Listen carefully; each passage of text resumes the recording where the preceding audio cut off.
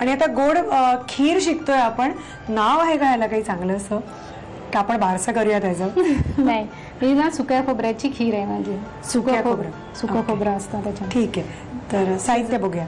भात शिजवलेला, दूध आटवलेलं, वेलची, मिक्स ड्रायफ्रूट, साखर आणि सुकं खोबरं. साहित्य झालं सगळं.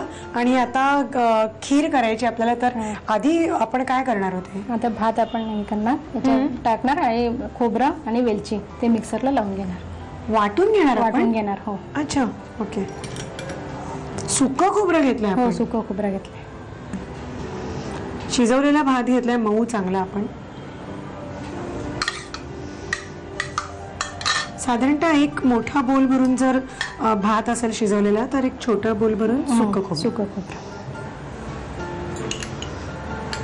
आणि वेलची पावडर ह्याच्यातच ह्याच्यातच.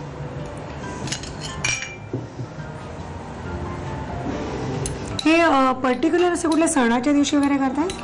म्हणजे असं गोड आमच्या इकडं खीर म्हणजे असतेच. असं सण असं म्हणजे याला नाशिकला दसऱ्याला वगैरे आम्ही खीर करतो. असं करताच? हो, करतात. ओके.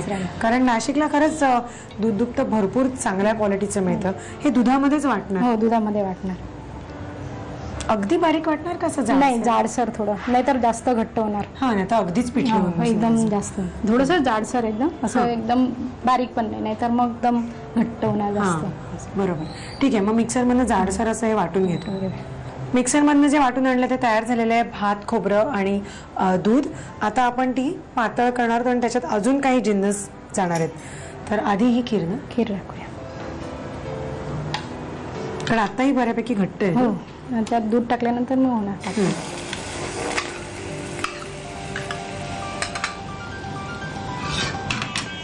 दूध टाकू आधी. दूध हो घालू? हा, चालेल. बस ना. पुरे. साखर. तुम्ही त्याच्यामध्ये कंडेन्स मिल्क पण घेतलाय म्हटल्यानंतर थोडी कमी टाकली तरी चालेल. साखर असं चवीनुसार, तुम्हाला गोड किती पाहिजे, कुणाला गोड जास्त लागतं, कमी लागतं. आम्हाला गोड पदार्थ भरपूर गोडच लागतो, त्याच्यामुळे आपण ओतूया बिंदास.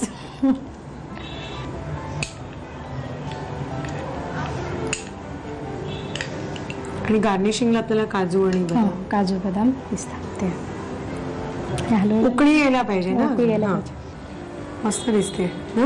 हो, झाली नाही. साखर विरघळायला कितपत वेळ लागणार आहे? 2 मिनिटात. मी घालू का काजू आणि बेदाणे? हो, चालेल. हो, एक उकळी आली का झाली, थोडी घट्ट होणार मग ती. हा, आणि सुक्या खोबऱ्याचं फ्लेवर वेगळं येणार. एरवी पण आपण कधी कधी भाताची खीर किंवा कुठच्याही खिरी करतो ज्याच्यामध्ये नारळ, ओला नारळ घालतो. हो, बरोबर ना, वाटून.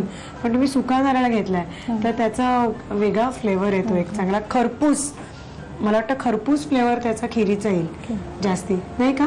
तर नक्की ही खीर करायला हरकत नाही, सोपी आहे. आणि भात उरल्यानंतर करायला सुद्धा काही हरकत नाही, कारण प्रत्येक वेळेला फोडणीचा भात आपण करतो किंवा आणि तत्सम काही पदार्थ करतो.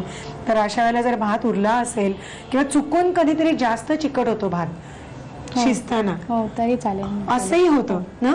तर तेव्हा सुद्धा ही खीर ट्राय करायला हरकत नाही. तर ह्याचं साहित्य आणि कृती लिहून घ्या. सुक्या खोबऱ्याची खीर बनवण्यासाठी लागणारं साहित्य: शिजवलेला मऊ भात, दूध, आटीव दूध, वेलची पावडर, मिक्स ड्रायफ्रुट्स, साखर आणि सुकं खोबरं. कृती: प्रथम एका बाउलमध्ये शिजवलेला मऊ भात घेऊन त्यामध्ये सुकं खोबरं, वेलची पूड आणि दूध घालून मिश्रण जाडसर वाटून घ्यावं. गॅसवर पॅन मध्ये वाटलेलं मिश्रण, दूध, साखर आणि आटीव दूध घालून मिश्रण शिजवून घ्यावं आणि त्यामध्ये ड्रायफ्रुट्स घालून खीर सर्व्ह करावी.